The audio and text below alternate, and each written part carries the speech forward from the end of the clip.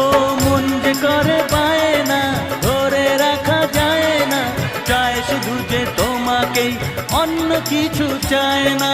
জানাই তোমাকে তা দুটি চোখের ভাষা, এই তো ভালোবাসা।